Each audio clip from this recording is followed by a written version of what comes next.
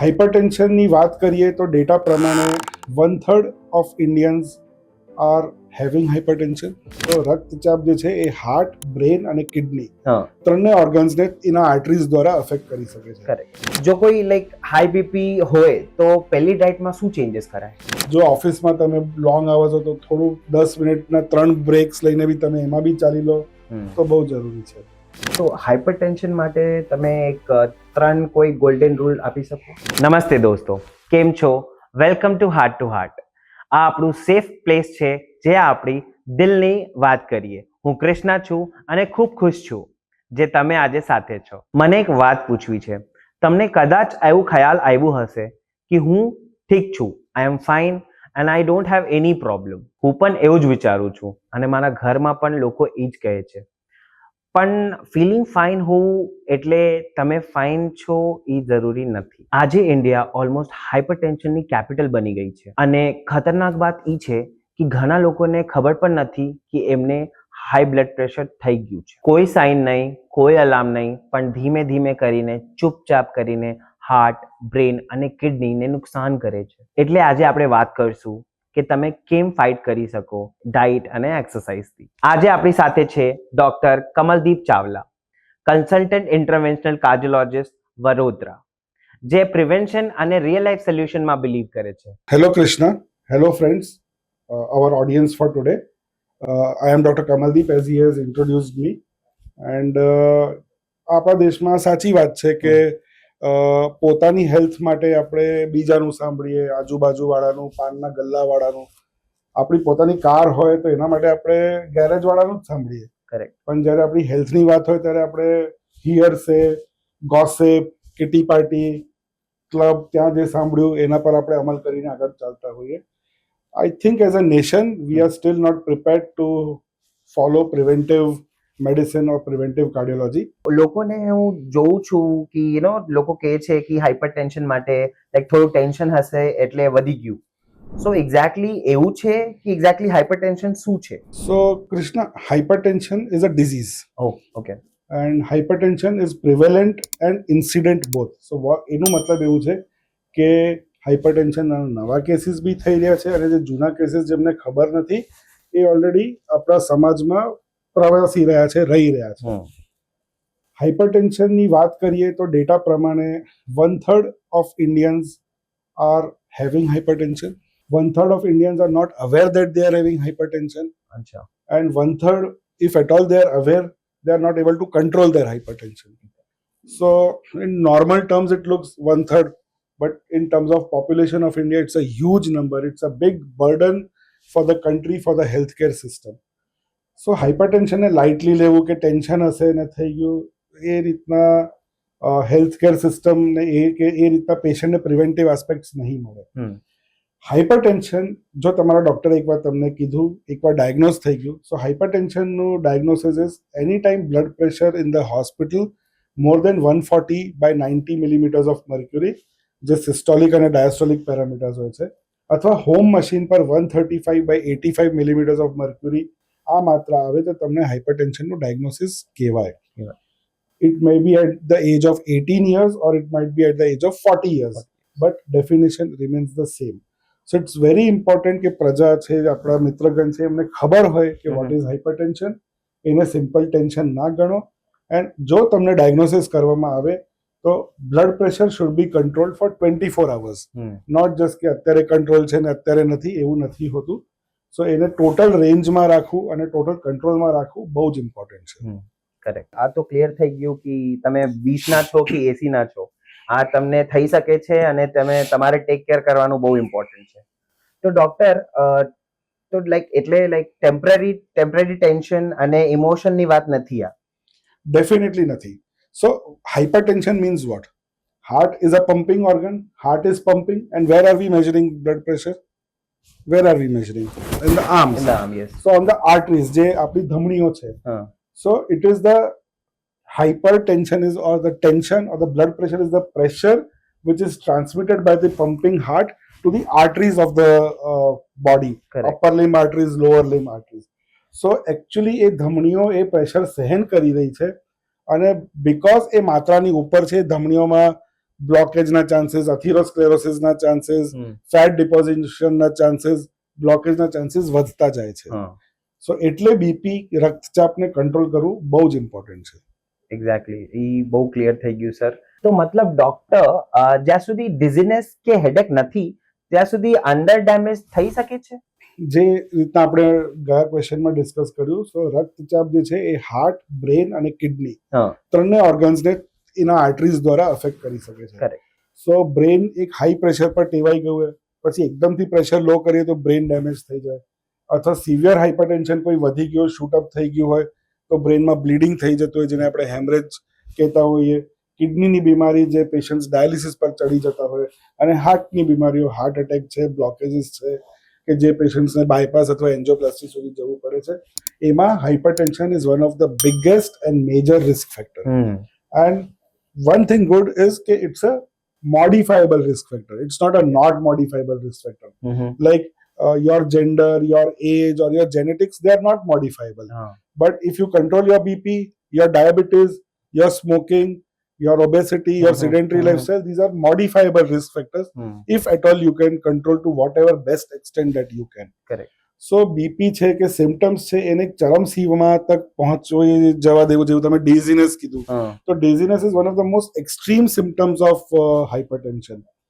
Simple hypertension જે ડીઝીનેસના level પર કે બ્રેન સ્ટ્રોકના લેવલ પર બી ના જતું હોય, અને ખાલી 140/90 હોય ને એને બી આપણે કંટ્રોલ ના કરતા હોય, તો એ લોંગ ટર્મમાં it causes lot of microscopic and macroscopic changes in the blood arteries and blood vessels, and target organs like retina, brain, heart, kidney, Okay. and even legs and leg arteries. Okay. So like it affects everything. Yes. તો BP તો ચિલ્લાવતો નથી, એ ધીમે ધીમે છુપાયેલો like internally વાર કરે છે એમ. એવી રીતે કહી શકાય કે ઇન્ટરનલી વાર કરે છે, પણ મેજર એક્સટર્નલી જ થાય છે. ઓકે. સો બીપીને કંટ્રોલ રાખવું, એના માટે અવેર રહેવું, પોતાના ફ્રેન્ડ્સને બી આપણે સમજાવી શકતા હોઈએ. Exactly. So preventive aspects begin at home and in neighborhood. So it's very important to be aware about hypertension. Take care of your health in your own hands.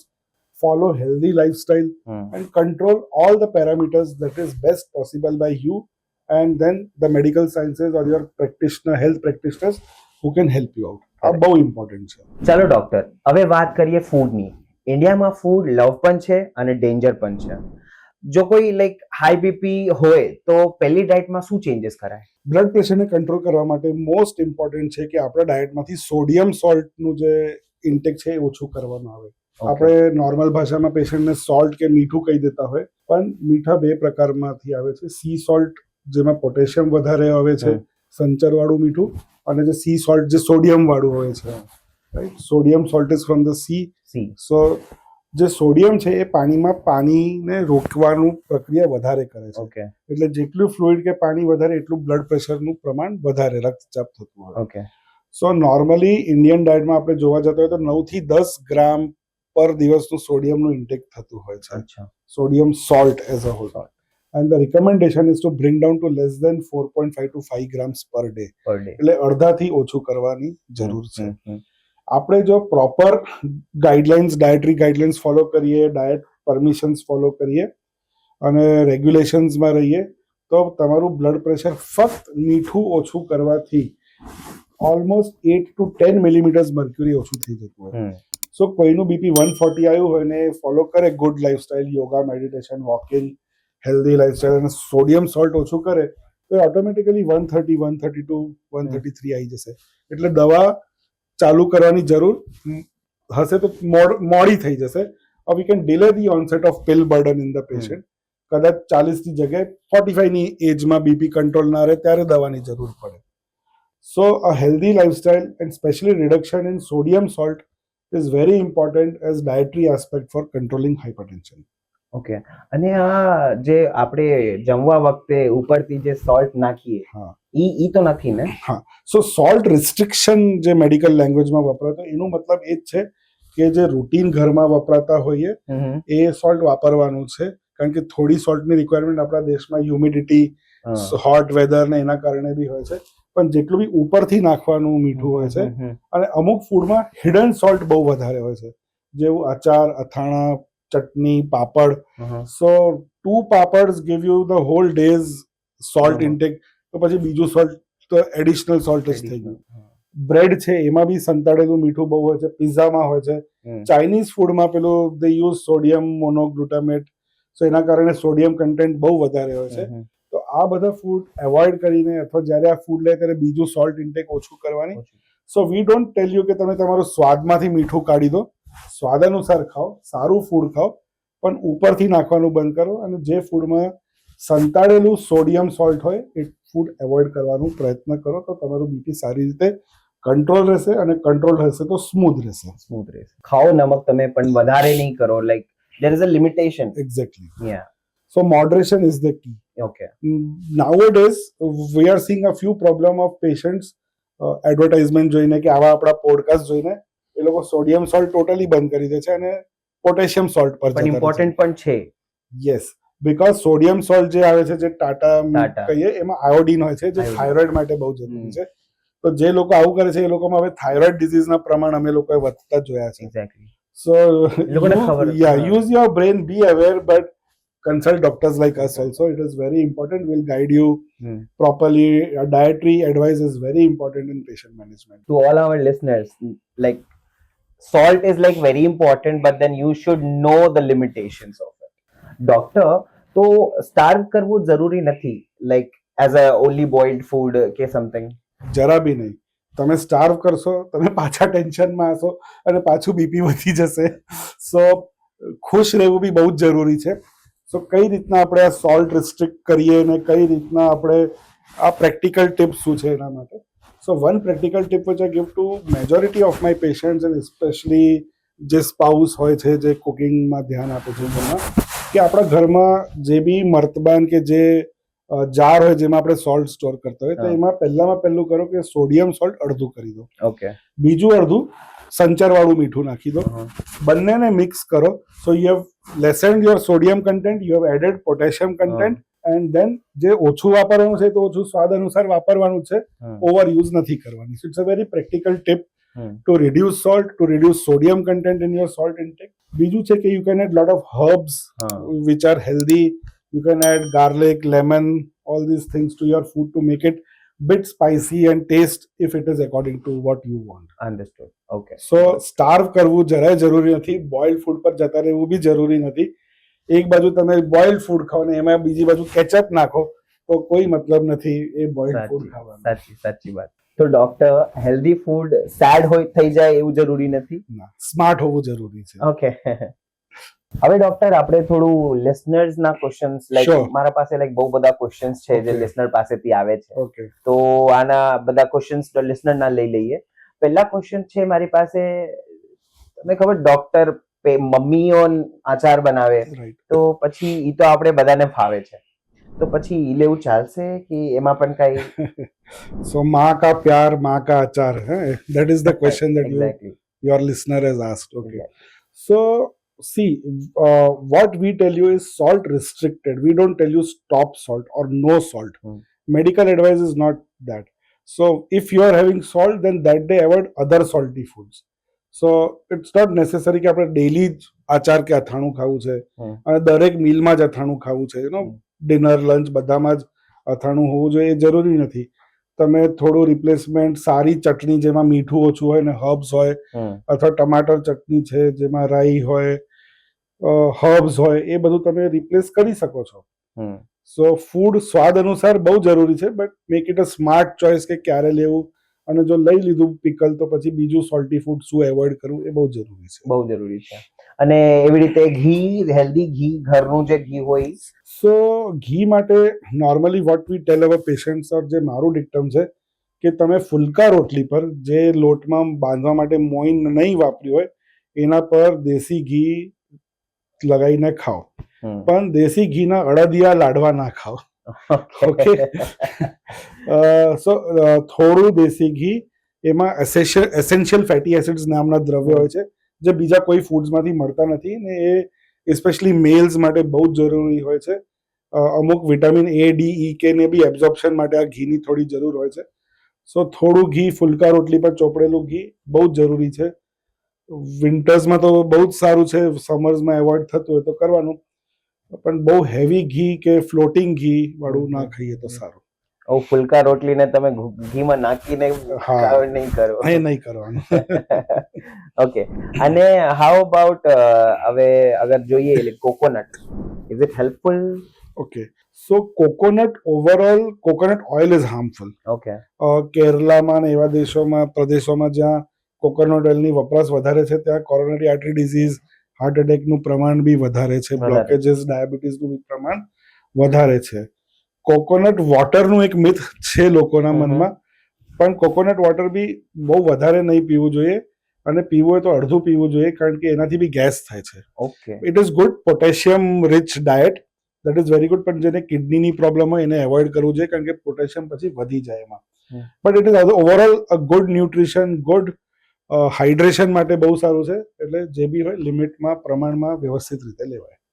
સવારના ટાઈમમાં લોકો લે છે, એનાથી ગેસ બહુ થાય છે, ઓકે, એટલે થોડું એવોઇડ એટલે કરીને ખાલી લે તો પેટમાં નહીં લેવાય. લેવું જોઈએ. ઓકે. હા, બ્રેકફાસ્ટ જે આપણે કરીએ છીએ ઈ જે લોકો લાઈક કામના લીધે સ્કીપ કરી દે છે, તો ઈ ચાલે? કેવી છે? કામના લીધે સ્કીપ કરી દે અથવા ઓવર અવેરનેસ, ઇન્ટરમિટન્ટ ફાસ્ટિંગના કારણે સ્કીપ Exactly, કરી હા. દે. So it doesn't go well with the circadian rhythm of the body. એ જો આપણે બ્રેકફાસ્ટ સ્કીપ કરીએ તો અમુક સ્ટ્રેસ હોર્મોન્સ રિલીઝ થાય, જેનાથી પાછું બોડીને હાર્મ થાય, બીપી વધે, એવું થઈ શકે. સો જે પ્રોપર મીલ્સ છે એ લેવાની જરૂર છે. અને ઇંગ્લિશમાં તો કહાવત છે કે breakfast like a king and lunch like a commoner and dinner like a pauper. એટલે બ્રેકફાસ્ટ હેવી કરો, લંચ થોડું મધ્યમ અને ડિનર હલકું કરો. બહુ વધારે એને નહીં માનવાનું, પણ નોર્મલ આપણા ઘરમાં જે નાનપણથી ટેવ હોય બ્રેકફાસ્ટની, એ બ્રેકફાસ્ટ સારી રીતે કરવાનું. એ દિવસની કેલરીઝ માટે જરૂરી છે કે આપણે આગળ કામ કરવાનું છે. એવું બી નહીં કરવું જોઈએ કે આખું તળેલું જ ખાઈ લીધું અને પછી લંચ સ્કીપ કરી દીધું, પછી ડિનર હેવી કરી લીધું. સો કન્સિસ્ટન્સી બહુ ઇમ્પોર્ટન્ટ છે કે આપણે જે ખાઈએ.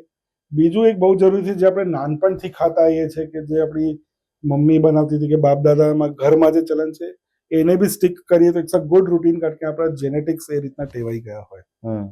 સો એ બી એક સારી હેબિટ છે. ઓવરઓલ બ્રેકફાસ્ટ, લંચ, ડિનર અને વચ્ચે એક સાંજનું હલકું મીલ એ સારી વસ્તુ છે. બધાનું ઇટ્સ અ ગુડ હેબિટ. બધાનું સારી રીતે કન્સિસ્ટન્સી હોવું બહુ જરૂરી છે. ડોક્ટર, લાઈફસ્ટાઈલ સેડેન્ટરી હોય એવું બીપીમાં શું એફેક્ટ પડે છે એના લીધે? Sedentary lifestyle is a overall important risk factor for blood pressure, diabetes and obesity. બહુ સેડેન્ટરી લાઈફસ્ટાઈલ રાખતા હોઈએ અને બહુ લેરી લાલા રહેતા હોઈએ તો હાર્ટને લોડ લેવાની ક્ષમતા જતી રહે, બીકોઝ હાર્ટ બહુ વિચારશીલ ઓર્ગન છે.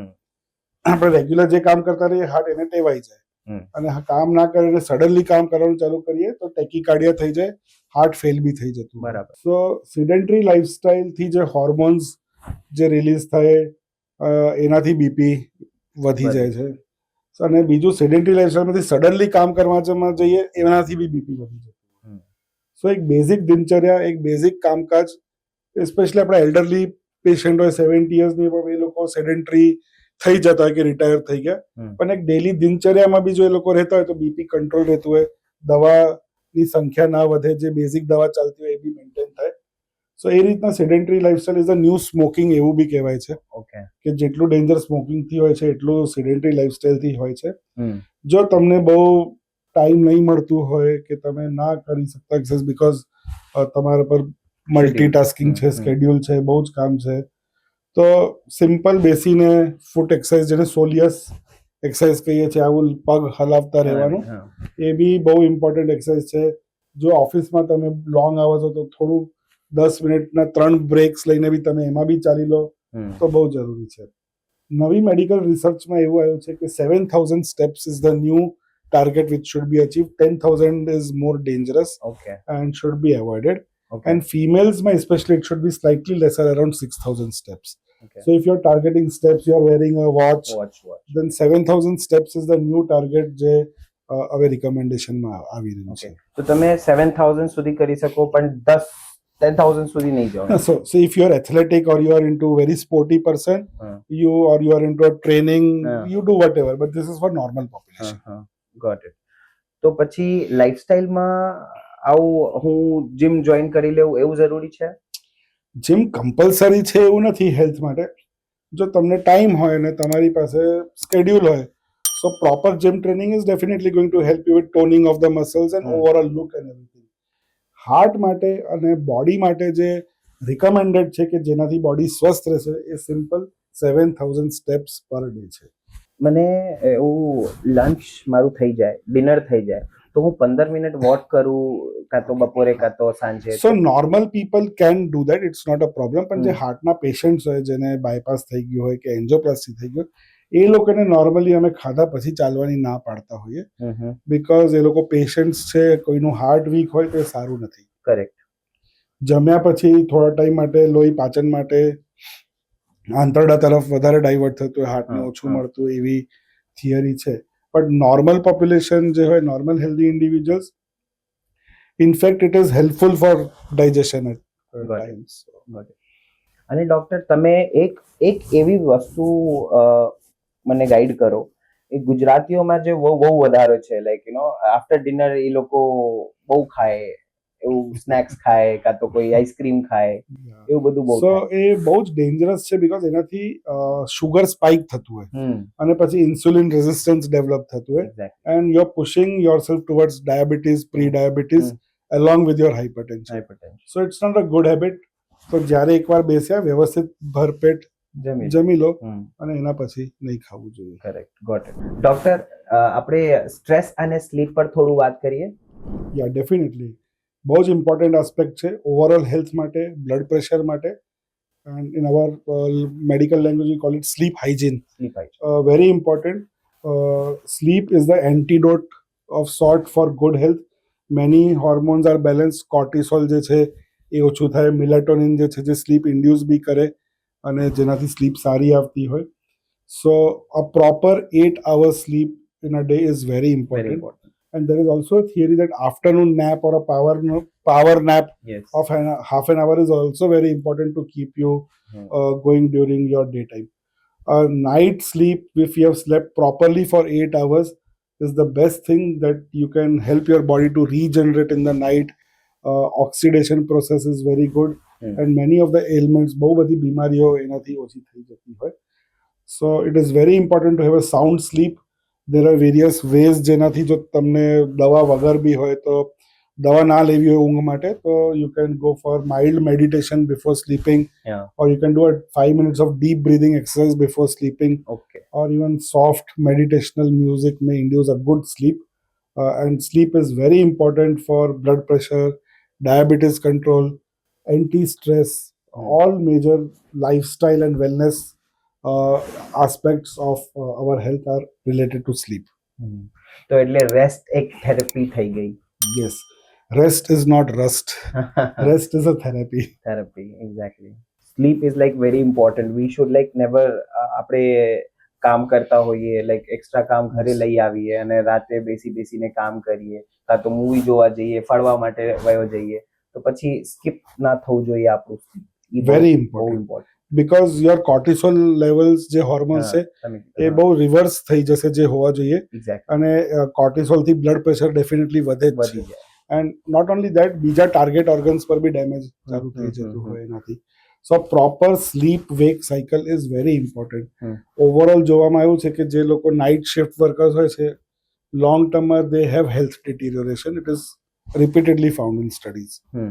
So but yeah, I mean occupation is very important, but I think in certain age if we stick to it, but in later age as we grow beyond 40 years, beyond 50 years, a proper wake cycle, sleep cycle is very important. It's बहुत important છે healthy lifestyle માટે. So hypertension માટે તમે એક 3 કોઈ golden rule આપી શકો? Yeah, બહુ જ important question છે તમારું, because this is something like take home message છે આપણા ઓડિયન્સ માટે. સો પહેલામાં પહેલું બહુ ઇમ્પોર્ટન્ટ છે, be aware of your numbers. So તમારું રેગ્યુલર ચેકઅપ થવું જોઈએ. One time BP should always be checked when the individual is 18 years of age. ત્યારે કોઈ પ્રોબ્લેમ નથી. તો around 40 years of age or 35 years of age or pre employment ચેકઅપ્સનું હવે ચલન ચાલુ થયું છે, ત્યારે ખબર પડી જાય છે. આજથી 2 decade પહેલા આપણા ફાધર્સની જનરેશનમાં BP was coming at 50 years of age. Now blood pressure incidence in India has started coming at 40 years of age, or maybe even earlier the incidence is increasing. So the numbers are 140 by 90 in doctor's clinic and 135 by 85 millimeters of mercury at home Okay. monitoring systems. So knowing your numbers is very important. Keep in mind what you're eating. A healthy diet, low salt diet is very important. And third is a very important health checkup, health hygiene, and taking care of all the healthy tips. Walking, everything is very important to control hypertension. બહુ બધું વસ્તુઓ clear થઈ ગઈ. જેવી રીતે તમે કીધું આપણે નમક પર કંટ્રોલ કરવાનું, રેસ્ટ કરવાનું, લાઈફસ્ટાઈલ ચેન્જ કરવાનું, હમણે નંબર ખબર હોવું જોઈએ આપણું શું છે. તો આ બધું વસ્તુ મળીને આપણે એક માણસને કાફી ડિટેચ કરી શકે hypertension. Definitely. At least we can delay his onset of taking the pills. Okay. And if we can do it by a decade, nothing like that. જો એ કોઈને 40 વર્ષની ઉંમરમાં બીપીની ગોળીઓ ખાવી પડે વર્સસ 50 વર્ષમાં ખાવી પડે તો we have really done benefit to the country, okay. to the nation and to our health economy overall. Yeah correct.